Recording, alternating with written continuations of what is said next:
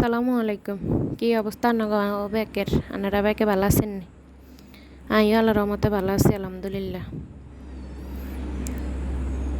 তাই আজকে রাঁধছি ইলিশ মাছ এতন বাজেতন এমনি রাঁধলে বেশি মজা লাগে।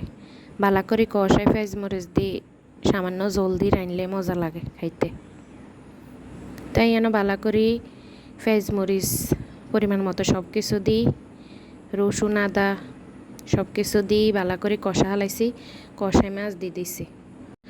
মাছ দিই মাছরে বালা করে কষাইছি। মাছ যত কষাইব মশলা তত মাছের ভিতরে ঢুকবো, মাছ তত মজা লাগবো। তাই বালা করে কষাই আর জল দিয়ে দিছি। জল বেশি দিলে আবার মজা লাগতো না, পরিমাণ মতো জল যতটুকু তদ্দুর পানি দিয়ে দিবেন আর কি।